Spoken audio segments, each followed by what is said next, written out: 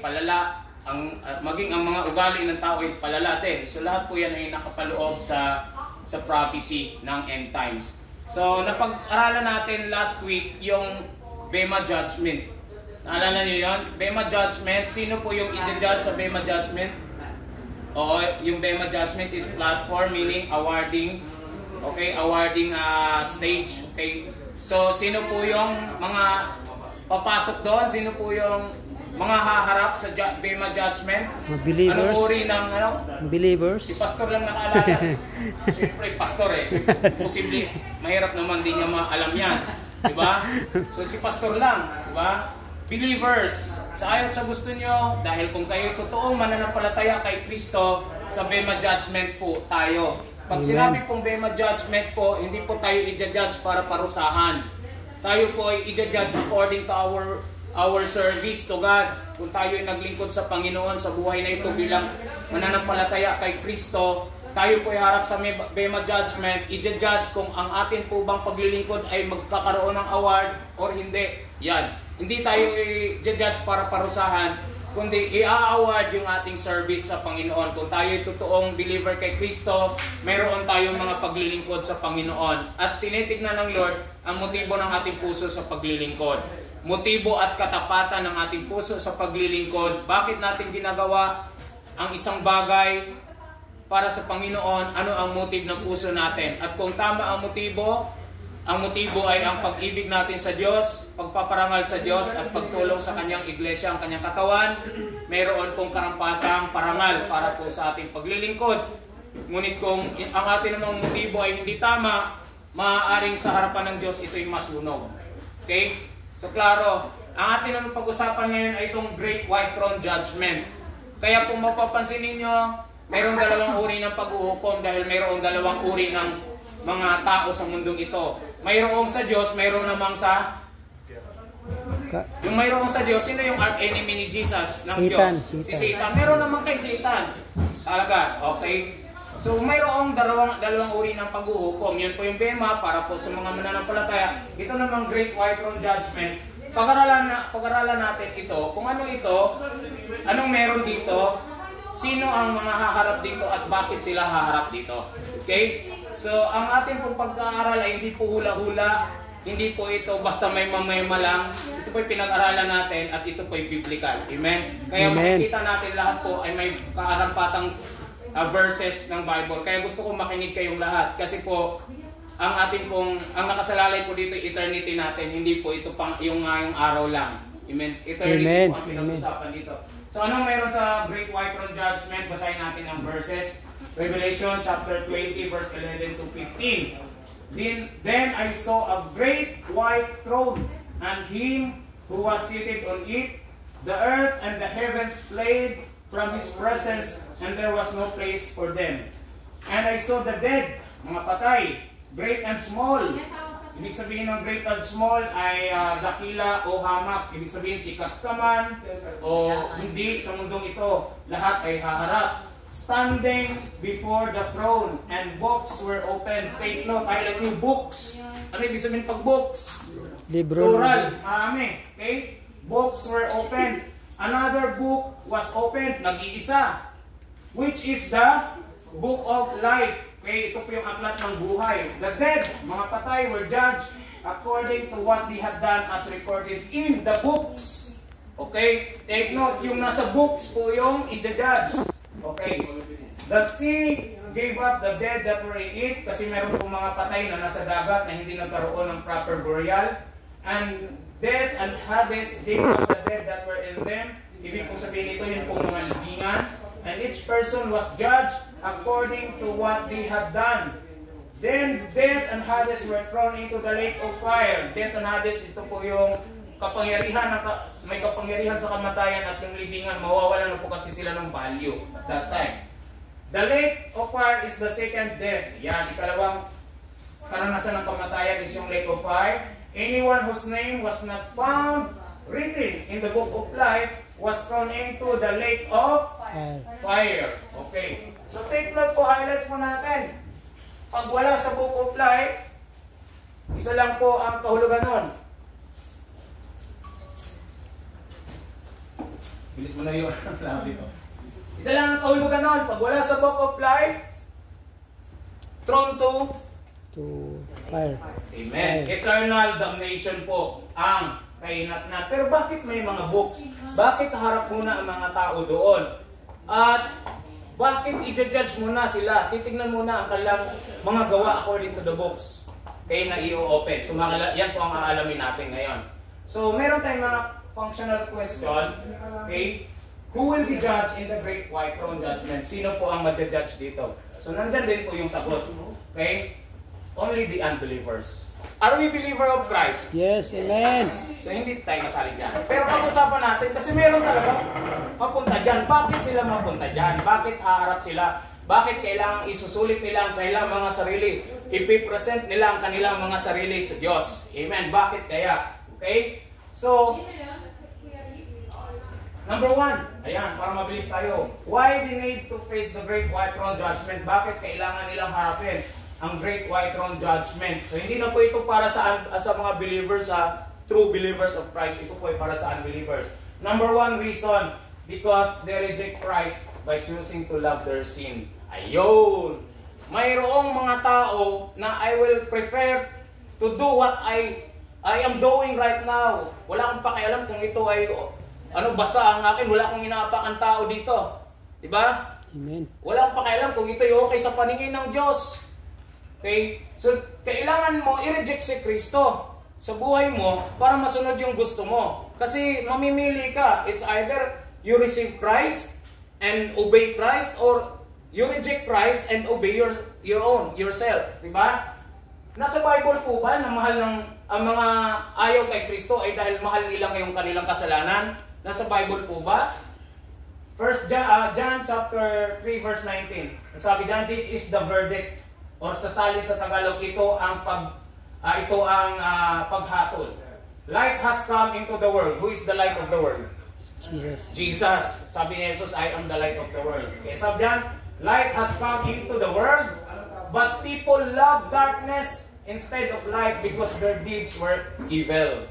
Mas dumating na po ang light, si Jesus dumating sa mundong ito para tubusin ang tao, pero may mga taong mahal nila ang kadiliman. Di ba? Kasi yung mga tumanggap kay Kristo, ang sabi ng Bible, they are from darkness into light.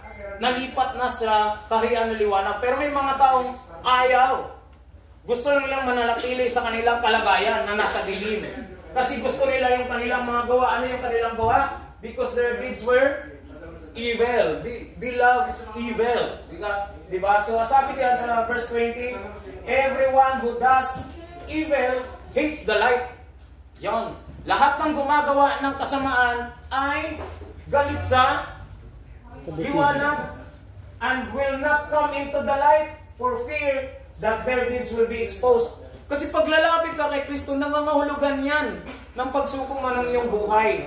Nangangahulugan yan na ayaw mo na itong ginagawa mo ngayon, gusto mo na yung gusto ni Kristo sa buhay mo. Ganun lang po yun. Kaya lang may mga tao, pag marinig, ay, tanggapin mo si Jesus, magsisi ka sa iyong kasalanan, tatakpa naman, ayoko. Wala akong kasalanan. Diba? Or mayroon bang ginagawang kasalanan na ayaw ma-expose. Gusto niya yun. Palihim na ginagawa. Amen. So, ang sabi dyan, yan yung one reason why they reject Christ. Because they choose to love their own self. Yung kanilang mga gawa.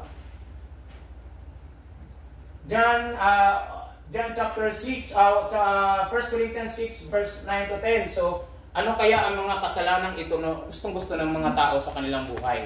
Meron pong mga ini-enumerate ang Bible, and take note, meron pong inuulit-ulit dyan. Pag inuulit-ulit yan, napakahalaga niyan. Or kapag kasalanan yan, napakadelikado niyan. So, dyan sa 1 Corinthians 6 verse 9 to 10, or do you not know that wrongdoers will not inherit the kingdom of God? Do not be deceived, neither the sexually immoral, nor idolaters, nor adulterers, nor men who have sex with men, nor thieves, nor the greedy, nor the drunkards, nor slanderers, nor swindlers will inherit the kingdom of God. Sa salin ng Tagalog, kasi English ito eh. I know na naiintindihan nyo to.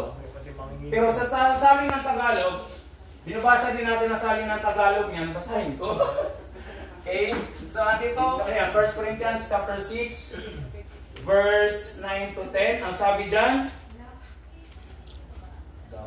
hindi ba ninyo alam na ang mga makasalanan ay walang bahagi sa kaharian ng Diyos? Huwag ninyong dayain ang inyong sarili, ang mga nakikiapid, sumasamba sa Diyos-Diyosan, nangangalunya, nakikipagtalik sa kapwa lalaki o sa kapwa babae, nagnanakaw, sakim, naglalasing, nanlalait ng kapwa o nandaraya ay walang bahagi sa kaharian ng Diyos. And then let's go to Revelation chapter 21. Revelation chapter 21. Andyan, mayroong mga inuulit-ulit na words na nabasa na natin dito sa first. So, dyan sa Revelation chapter 21. Pag sinabi po Revelation, yan po yung huling book ng Biblia. At ang nagsalita dyan ay ang ating Panginoong Jesucristo mismo. At ang sabi niya, but the cowardly, the unbelieving, the vile, the murderers, the sexually immoral, those who practice magic arts, the idolaters, and all liars, they will be consigned to the fiery lake of burning sulfur. This is the second death. Revelation 22 verse 15. Inulit ng ating Panginoong Jesucristo. Take note, yung sinabi ko pag inulit-ulit. Diba? Mahalaga or delikado. Okay. Outsiders are the dogs, those who practice magic arts, the sexually immoral, the murderers, the idolaters, and everyone who loves and practices falsehood. So, ang inulit-ulit dyan, dito sa Tagalog, ang sabi dito, 21 verse 8, ang sabi dito, subalit malagim ang kasasapitan ng mga duwag, yon, yung mga duwag ayaw lumapit kay Kristo, ng mga taksil, ng mga nagpapasasa sa kasuklab-suklab na kahalayan, ng mga mamamatay tao, ng mga nakikiapid, ng mga mangkukulam, ng mga sumasamba sa Diyos-Diyosan at lahat ng mga sinungaling, ang magiging bahagi nila ay sa lawa ng nagliliyab na asopre. Ito ang pangalawang kamatayan. 22 verse 15. Inulit-ulit ng ating Panginoon, subalit may iiwan sa labas ng lungsod ang mga asal-aso, ang mga mangkukulam, ang mga nakikiapid, ang mga mamamatay tao, ang mga sumasamba sa Diyos-Diyosan at ang mga sinungaling sa salita at sa gawa. So, ibig sabihin, ito po yung pure na makikita natin sa unbelievers. Now, hindi po kasali dito yung dating gumagawa nito pero nagsuko ng buhay kay Kristo at binago ng Diyos. Kasi ang kahulugan po ng pagsuko natin ng buhay kay Kristo, babaguhin tayo ni Kristo. Kaya meron tayong testimony nga, dati akong ganyan. Meron nga sa Bible, di ba? Sa Book of Acts, mga mangkukulam, mga nagpa-practice ng witchcraft. Narinig nila ang gospel, sinuko nila kay Jesus ang kanilang masamang gawain. Yung kanilang mga librong ginagamit sa kanilang pagmamagic, sinunog nila. At sabi po ng Bible, umabot sa 50,000 pesos ang halaga ng kanilang mga sinupong mga magic, black magic na nila, mga witchcraft practices nila. So they surrendered their life to Jesus, they are saved, they cast out their materials para po sa mga gawain na iyon, sinunog po nila iyon. Okay? So, naligtas po iyon. Ang sinasabi dito, they love these practices. Kaya ayaw nila kay Jesus because pas pinili nilang magawin ito. Di ba? So, marami ngayon. Naghanap na. Di ba? Kung papansinin ninyo, ganun ang tao, loving sa sarili. Okay? Meron din mga tao, yes, sabi nila, they believe Jesus, pero hindi nakikita yon sa kanilang buhay. Walang pagbabago. Ang totoong na kay Kristo, nabago ang buhay. Amen? Amen. So, paano ba tayo tinatawag ng Diyos? O paano sila tinawag ng Diyos? Okay? Ang sabi po ng John 3:36, kapag ang tao, mas pinili yung mga ganitong uri ng buhay, pamumuhay nila, at hindi nila ito isinuko kay Kristo, o hindi nila tinanggap si Kristo sa buhay nila, haharap sila. Bakit? Kasi nananatili sila sa kanilang kasalanan. So, ihaharap nila ang kanilang sarili doon. Hindi kasi si Lord is a justice God. Hindi ka magugulat na, uy, biglang hihilain ako papunta sa apoy ng impyerno. Tapos sa Lord, teka lang, bakit? Hindi, bibigyan ka muna ng laban ng Panginoon. Kaya makikita mo muna yung iyong sarili doon. Isusulit mo muna ang iyong sarili. Lahat bibigyan ng pagkakataong ipaliwanag ang sarili. Kaya may mga books. Kasi habang magpapaliwanag ka, titingnan yung mga libro, listahan niyon ng iyong mga unrighteousness, Kasi hindi ka nahugasan dahil hindi mo tinanggap si Jesus sa buhay mo. Amen? Amen. Bakit mo di siya tinanggap? Dahil pinili mo yung mga masasama mong gawa or yung uri ng buhay na hindi ka nais-nais sa Panginoon. At tandaan natin, wala pong kahit na sino na gumagawa ng mabuti sa harap ng Diyos. Okay? Kaya kailangan natin si Kristo sa buhay na ito. Kailangan natin isuko ang buhay natin kay Kristo. Now, yung mga taong ayaw magsuko ng buhay, ang sabi po dyan, whoever believes in the Son has eternal life, but whoever rejects the Son will not see life, for God's wrath remains on them. Kaya sila haharap sa great white throne judgment dahil nananatili sa kanila ang galit ng Diyos. Dahil hindi nila tinanggap ang anak ng Diyos sa buhay nila. Kaya ulitin natin, whoever believes the Son has eternal life, but whoever rejects the Son will not see life, for God's wrath remains on them. Diba? So, nakita na natin, yung hindi makita sa Book of Life ay itatapon sa lawa ng apoy, judgment. Sino yung nasa Book of Life? Kasi yung Book of Life ay, sabi ng Bible, pag-aari ng kordero. Sino ang kordero? Lord. Yo! Specific kasi maraming Lord. Maraming tao, Lord, God, meron ding God. Si Satan, tinawag ding God yan God of this world Diba? Kaya very good. Specific. Sino ang Lord mo? Jesus Christ. Who is God? My God is Jesus Christ. Because if you believe in Jesus as God, you also believe the Father. Amen? But if you do not believe Jesus is God, paano mo nalalamang ang iyong Diyos ay yung Ama? Si Jesus yung embodiment of God the Father. Kaya pag i-reject mo si Jesus as God, then you are rejecting the Father. Because no one can see the Father except the Son. And if you honor the Son, you honor the Father. Amen.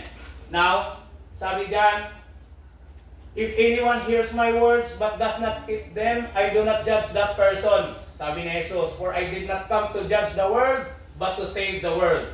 There is a judge for the one who rejects me and does not accept my words. The very words I have spoken will condemn them at the last day. Yon. So, ibig sabihin, sabi ni Jesus, hindi ako ang hahatol sa taong ayaw naman sa akin. At sa mga narinig niya tungkol sa akin. Kasi hindi ako naparito para hatulan ang mga tao. Naparito ako para iligtas. Sa araw ng paghuhukom, mayroong magja-judge sa kanila. Ano yon? Yung salitang narinig nila ang hahatol sa kanila sa huling araw. So, ibig sabihin, pagdating nila sa Great White Throne Judgment, i-contest nila ang kanilang sarili, tapos sa hatulan sila, tinanggap mo ba ako? Lord, hindi naman kita narinig, di ko narinig yung tungkol sa'yo. And then sabi ni Jesus, nagdala na ako ng mga ngaral para sa'yo. Ibinahagi na ako ng tao na yon, pero hindi mo ako tinanggap. Nung sinabi ng tao na yon na tanggapin mo ako sa buhay mo, isuko mo ang buhay mo sa akin. Narinig mo yon, pero hindi mo yon pinaniwalaan, hindi mo yon tinanggap. Sabi ni Jesus, yun ang magiging judge sa iyo sa huling araw. Kasi ang makakapasok lang po talaga sa langit ay yun po mga taong may relasyon sa anak ng Diyos. Walang iba kundi ang ating Panginoong Hesus Kristo. So paano nga tayo tinawag? O paano sila tinawag ng Diyos? Ano yung question natin dyan? How did God call them? Okay? How did God call them? Paano tinawag ng Diyos ang mga taong ito na tumanggi naman? Kasi nasa Great White Throne Judgment sila. So paano sila tinawag? Answer is, by the gospel of Christ, the message of reconciliation through Christ's finished work. Ayan. Sabi po ng 2 Thessalonica chapter 2 verse 14. Ayan. He called you. Okay? He called you to this through. He called you to this through our gospel, that you might share in the glory of our Lord Jesus Christ. Ang sabi ni Paul, he called you to this. Ang tinutukoy ni Paul na this dyan ay kaligtasan. He called you to this salvation according to the context on the previous verses, on that verse 14. He called you to this, referring to the salvation, through our gospel. Ano yung sinasabi ni Pablo ng our gospel? Yun po yung gospel na ipinapangaral nila at walang iba, kundi ang finished work of Christ.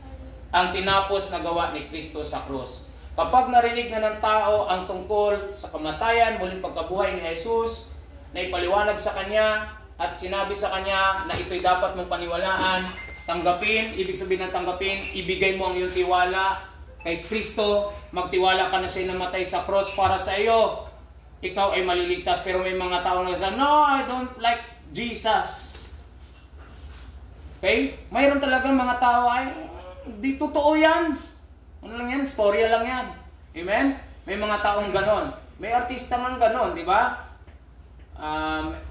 Mayroong si Marilyn Monroe ba yun? Di ba? Trinay siyang abutin ni Billy Graham. Pinuntahan siya sa kanyang pondo. Pero sabi niya, don't preach me about that man. And then she died, di ba? Sikat na artista yan eh. Pero nerject nila ang gospel, si Jesus. So, ang sabi po, klaro po ang Biblia. Kung naniniwala tayong ang Biblia ay salita ng Diyos, klaro po ang sinasabi ng Biblia. There is only one solution para maligtas ang tao. There is no other name given by heaven for the salvation of humanity. And that is only the Lord Jesus Christ. But if you reject Jesus, sige, may laban ka pa. Sa Great White Throne Judge, hindi ka agad parusahan doon, haharap ka muna doon. Bubuhayin ka, bibigyan ka ng bagong katawang hindi na mamamatay. Okay? Pagharap mo doon, pagsapoy ka ng impyerno, kaya nga sabi dyan, eternal damnation. Kasi habang buhay nang lalangoy ang tao na yon sa impyerno, sa lawa ng apoy, hindi naman na siya masusunog. Ang mararamdaman lang niya yung sakit, walang hanggang sakit. Kasi yung bagong katawan, sabi bubuhayin lahat ng patay, bibigyan ng bagong katawan na hindi mamamatay.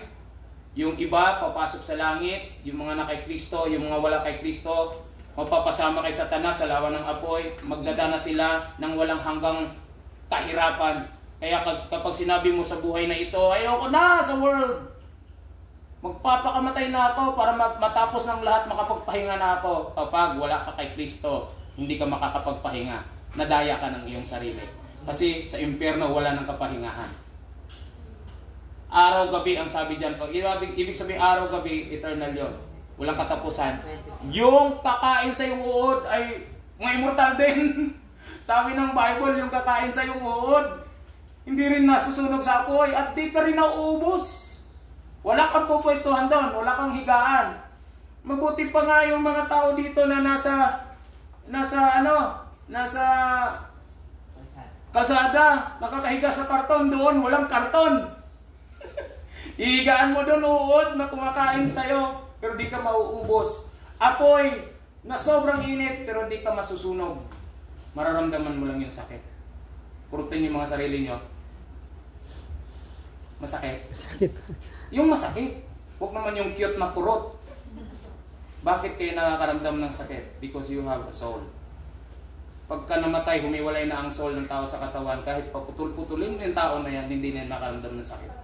Yung soul na yan, bibigyan ng bagong katawan yan pagdating ng araw. At yan ay makakaramdam ng sakit pati. Kung ikaw ay hindi mapunta sa langit. Pero hindi ko ito pinipreach sa inyo dahil hindi kayo mapunta sa langit. Naniniwala akong kayo ay na kay Kristo. Amen. Atin lang tinatapik ito, kahihinatnan sa mga taong wala kay Kristo. At anong gagawin natin? May life application tayo mamaya. So He called you to this through our gospel that you might share the glory of our Lord Jesus Christ. Napakaganda po ng panawagan ng Diyos sa sangkatauhan. Tignan ninyo po ang 2 Corinthians chapter 5 verse 19 to 21. That God was reconciling the world. Ano ibig sabihin ng reconciling? Ipinagkasundo. May kasunduan na. That God was reconciling the world to Himself in Christ. Na kanino? Kanino ang pagkakasundo? Na kay Kristo. Not counting people's sins against them. Hindi na binibilang ng Diyos ang kasalanan ng mga taong na kay Kristo na.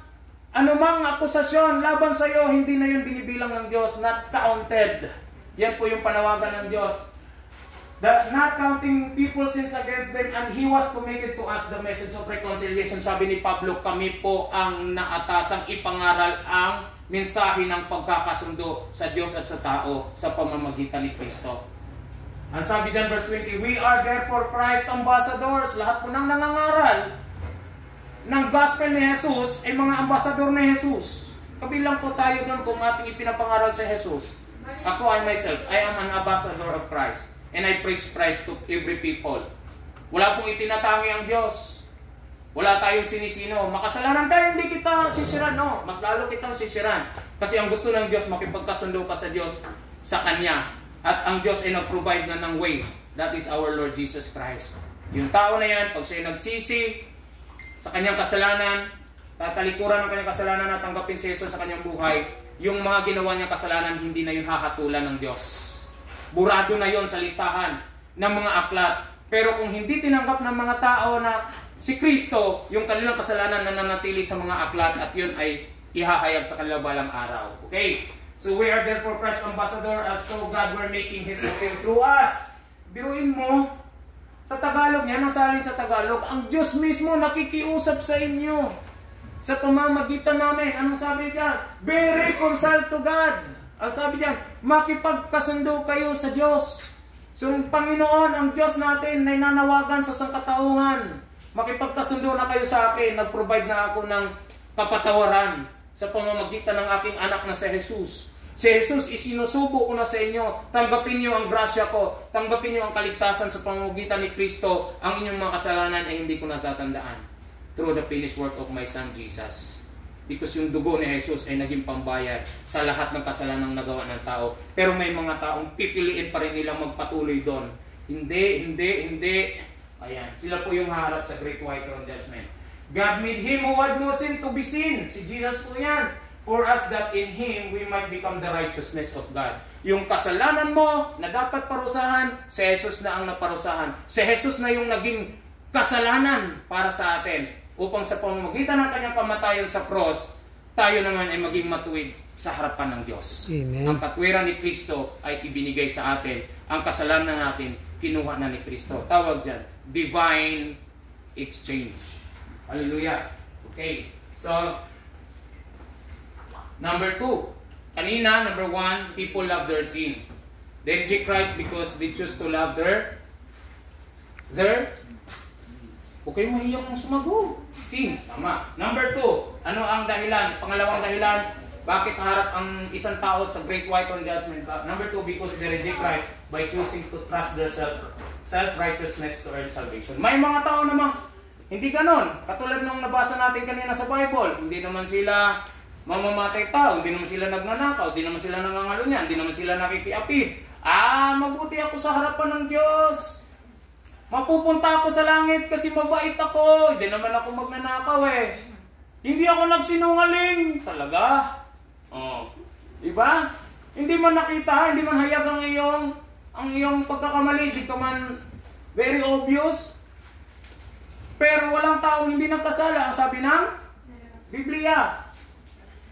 Roma 3:23, walang sino man na naging matuwid sa harap ng Diyos. Wala kahit isa. Lahat ay nagkasala. Pero may mga tao, mabait ako. Hindi ko kailangan yung repent na yan. Hindi ko kailangan yung Jesus na yan. Amen? So, isusulit mo ngayon ang iyong sarili sa harap ng Diyos. Pakita mo, bilangin mo lahat ng iyong nagawang kasalanan. Pero ito, tatandaan nyo para i-share niya sa iba. Okay? Para i-share niya sa iba. Ano ang tingin ng Diyos sa ating mga kasalanan? Ano ang verse dyan? Okay. So, ang kaligtasan ay yung next verse. Ayan, Isaiah 64 verse 6. All of us have become like one who is unclean, and all our righteous acts are like filthy rags.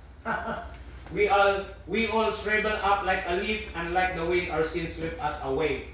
Sa Tagalog na salin dyan, lahat tayo ay naging marumi sa harapan ng Diyos. At yung mabubuti nating mga gawa ay parang maruming basahan lamang sa paningin ng Diyos. Ang ating mga kasalanan ay nagpawalay sa atin sa Diyos. Walang kahit sino. Kaya di mo pwedeng, Lord, papasukin mo ako sa iyong langit dahil marami akong tinulungang tao. Lord, papasukin mo ako sa iyong langit dahil mabait akong tao. Masunurin ako sa nanay ko. Lahat, sige, ilatag mo lahat. Pero kailangan wala kang sablay. Kasi nagtiwala ka sa iyong sarili. Pero ito, mga mamamatay tao, mga rapist, mga mandaraya na nagsuko ng buhay kay Jesus.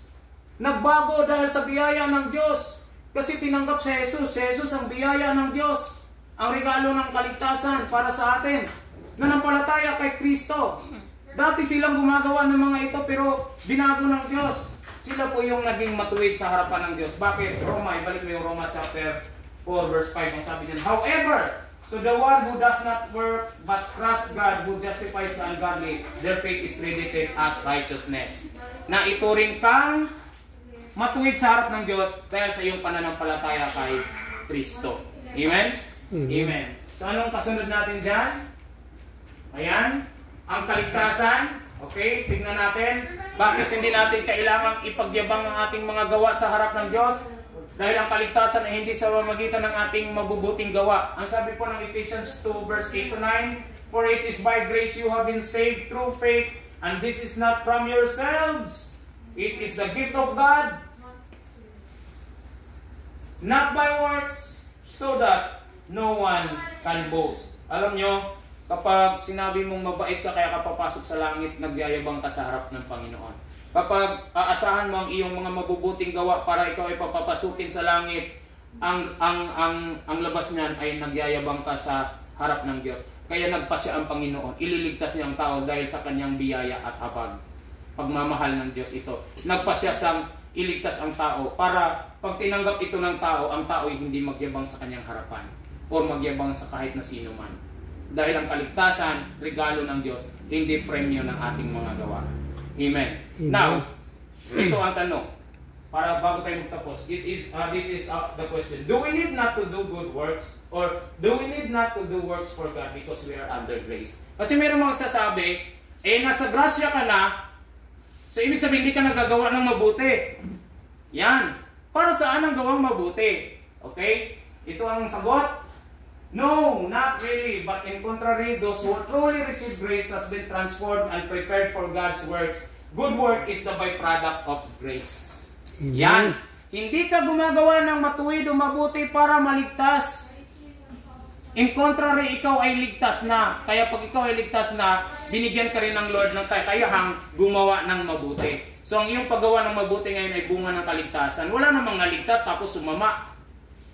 Makita mo ang taong naligtas na bago. At anong makikita mo sa pagbabago niya? Dati siyang masama, bumuti, tumuwid.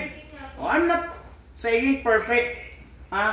Pero dati, mga kalunyero ka, ngayon nabago ka, naligtas ka, binago ka ng Diyos, hindi ka na nangangalunya. Tama? Dati magnanakaw ka, tinanggap mo si Kristo sa buhay mo, binago ka, binigyan ka ng bagong katauhan kay Kristo. Kaya hindi ka na ngayon nagnanakaw. Amen? Alam niyo ang mga na kay Kristo, pinagpapala ng Diyos para hindi na magnakaw at sa halip makatulong na sa iba. Amen? Pero yung ginawang tulong, hindi mo iyon ipagmamalaki para maligtas. Hindi mo yung ginagawa para maligtas. Bunga yun ng kaligtasan. Tingnan natin ang sunod na verse. Ephesians 2:10. For we are God's handiwork, created in Christ Jesus to do good works, which God prepared in advance for us to do.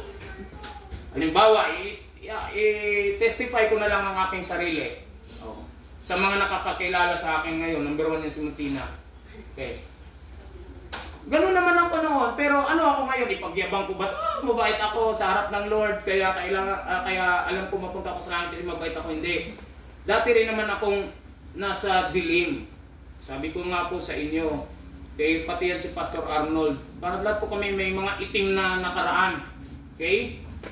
At binago ng Panginoon nung dumating ang biyaya ng Diyos, narinig ang gospel, nanampalataya kay Kristo, tinanggap si Kristo, na bago ang kalooban. So dati, boksingero, hindi na ngayon. Okay? Dati, mahilig lang sa lalaki kasi chick boy, sabihin na natin chick boy kahit hindi ka gwapuhan. Pero nakalibin ko, nagkaroon na rin po ako ng 3 live-in at sabi ko nga sa asawa ko, napaka-bless mo. Ikaw yung pangatlong live-in kong napakasalan ko. Buti na lang, ikaw na yung kalibin ko, si Kristo yung nakilala ko na. Kasi kung hindi, baka nadagdagan ka pa ng 3 pa. Pero nung dumating si Jesus sa buhay ko, binago niya ang puso ko, ngayon naging mabuting tao. Hindi perfectong tao. Hindi pa po perfect ang isip, ang gawain, nagkakamali pa din. Pero yung desire ng heart, binago ng Diyos. Okay? Kaya po ang isang tao na kay Kristo, kung ikaw ay husband, ikaw ay naging better husband. Kapag ikaw ay wife, ikaw ay naging better wife. Hindi bitter. Tama ba yung aking pagka-pronounce? Better. Bitter, yun yung iba. Better. Pasensya na mo. Bisaya man good. Pas. Oh. Minsan, pagpasensyahan nyo na. Nag-iiba yung meaning pag nag-iiba yung meaning. Pag binabanggit eh. Okay, so, pero hindi yun yung gusto kong tukuyin, okay? Naging mas mabuti kang asawa. Naging mabuti kang anak. Naging mabuti kang magulang sa iyong mga anak dahil sa biyaya ng Diyos. Kaya kung nakakagawa ka man, gawa ng Diyos yan. Amen? Amen. Sabi pa ng 1 Corinthians 15:10, by the grace of God, I am what I am. And His grace to me was not without effect. No, I work harder. Mukhang nagyayabang si Pablo, no? No, I work harder than all of them. Parang mayabang ang dating, ano? Pero tignan mo, yet not I, but the grace of God that was with me. Amen. Mukhang mayabang, pero ang iniyabang niya ngayon, yung grasya ng Diyos na nasa kanya. Sino ba si Pablo? Mamamatay tao yan. Ano ang pinapatay niya? Mga Kristiyano. Kasi akala niya noon, ang mga Kristiyano laban sa religion ng Judaism. Ano to mga laban to sa religion namin, kaya humingi siya ng permiso sa mga punong pare.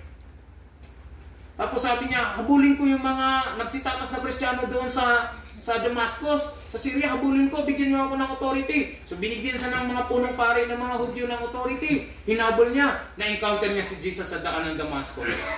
Nung na-encounter niya si Jesus, pagdating niya sa Damascus, imbis na habulin niya, patayin ang mga Kristiyano, nangaral na siya tungkol kay Jesucristo. At yan ang sabi niya, mas naging masipag pa siya kaysa sa kanino mang apostol.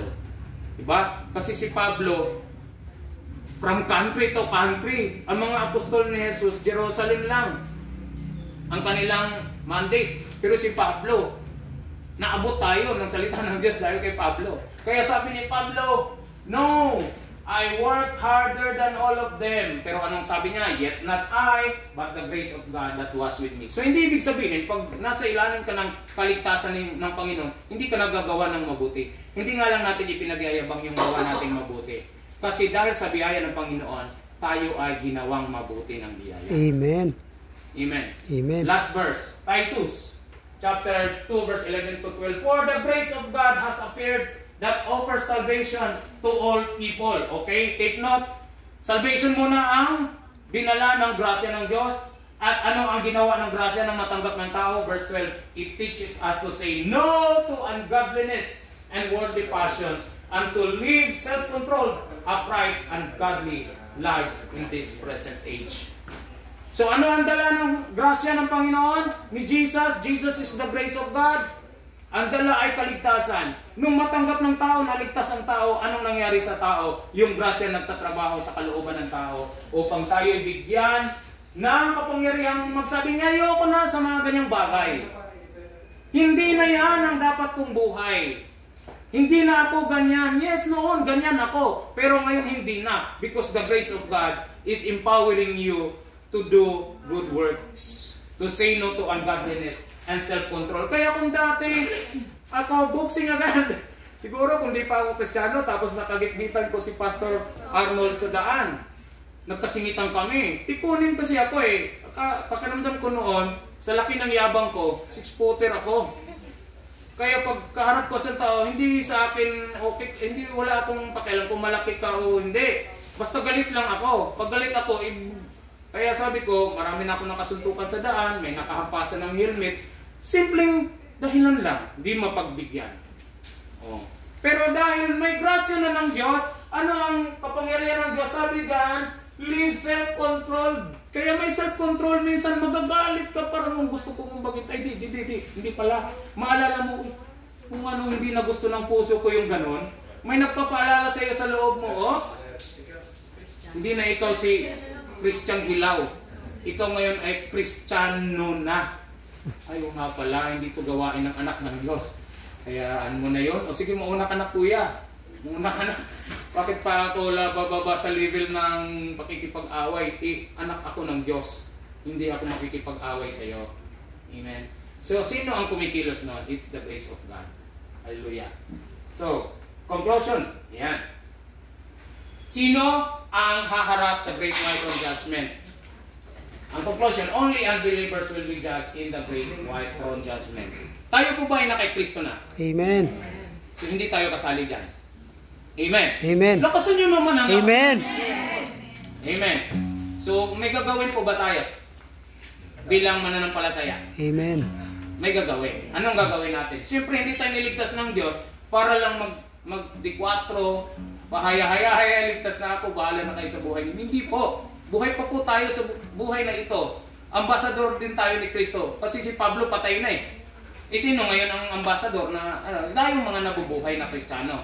So ano ang ating gagawin? Life application, number 1. Idea na yan eh. Wala ba? O sige, okay. Meron dito. Number 1, always lead people to Christ. Kung meron kayong karanasan na sa Panginoon, na kay Kristo na kayo, i-share nyo si Jesus sa ibang tao. Ipaalam nyo na gusto rin sila ng Diyos na maligtas. At ang solusyon para sila maligtas. Malalaman mo naman pag di paligtas eh. Kasi pag tinanong mo, bro, sigurado ka ba after ng buhay mo sa mundong ito, ay sa langit ka pupunta? Hindi malalaman ng tao yung sabihin niya, di ko pa alam eh. Di ba? Wala siyang assurance of salvation. Tatanungin mo, ano sa palagay mo ang gagawin mo para maligtas? Lagi lang sasabihin niya, gumawa ka ng mabuti. So, ibig sabihin, wala pa po siya talagang idea ng kaligtasan niya. Maaaring kilala niya si Kristo by name, but not by heart. Kaya kung tayo nakakakilala kay Kristo not by name, but by heart, i-share natin. Pagsisihan mo dahil nagkasala ka, pagsisihan mo yung mga kasalanan, tanggapin mo si Jesus sa buhay mo. Kapag ang tao ay nagsisi, umamin sa Diyos na siya ay makasalanan at tinanggap niya si Kristo sa buhay niya, siya po'y maliligtas. Okay? And number 2, of course, dahil tayo po'y maglilid ng mga tao kay Kristo, mga kamag-anak nyo, ligtas na kayo eh. Ako nga, share ako ng share everyday sa mga kamag-anak ko kahit pa sinusupalpal na nila ako. Kasi di naman nila nakikita yung nakikita ko eh. Bakit ko sila papatulan sa Hindi, sinishare ko lang yung mga verse na nagpapakita na si Kristo ang tagapagligtas. Yun lang. Hindi na kailangang makipag-atalo, magkaiba na tayong religion. Walang ganun. Diba? Mag-aaway kayo dyan. Huwag nyo nang pukusan yung pag-aaway kayo. Pukusan nyo yung only solution, Jesus. Kaya magbasa kayo ng Bible, share nyo yung mga verses na magpapakita sa kanila, mangusap sa kanila na si Jesus ay tagapagligtas. Para yun na yung mangusap para sa kanila. Okay? And pangalawa, last, live righteously. Okay? Pag sinabing live righteously, live according to your faith. Hindi po live perfectly. Dahil wala po pong perfect. Kahit ako, pastor ako, nagkakamali pa rin ako. May mga bagay pa rin pumapasok sa isip ko. Kasi nasa process ang ating mind. Diba? Through the Word of God. Pero, righteous na tayo because of Jesus, not because of our deed. Ipamuhay lang natin yung mga natutunan natin sa salita ng Diyos. Why? Kasi hindi po tayo makapag-lead ng tao kay Kristo kung hindi din naman nakita sa atin na may pagbabago tayo. Amen. Ang mga tao, hindi yan interesado kung gaano ka kagaling sa Bible. Ang mga tao, interesado yan kung ano ang kinakaibahan mo sa Kanya or sa kanila. Ano ang ipinagkaiba mo sa kanila. Amen? Amen. Amen? So, people look at us, what is the difference between us and them? Ipamuhay mo ang salita ng Diyos. Yayain ka, bakit yung sila laging nasa warehouse, laging nasa discount, ba't ikaw di ka sumasama? Nakita na nila anong pinagkaiba mo. Diba? And then that is the time you will share because hindi yan yung natutunan ko sa salita ng Diyos. Ipinapamuhay natin ang mga natutunan natin sa salita ng Diyos to encourage other people na totoong si Kristo ay nasa atin. Amen. Amen. So ang big idea po natin today, in Christ, basahin natin sabay-sabay. In Christ, I am included in the great white throne judgment. Saan tayo kung tayo na kay Kristo? Sa White Bema judgment. Bema judgment or sa judgment seat of Christ after yun ng rapture. Amen. Ito naman yung pinaka-final judgment sa lahat ng taong nabubuhay sa daigdig na wala kay Kristo. Amen. So, Pastor, paki-close tayo in prayer.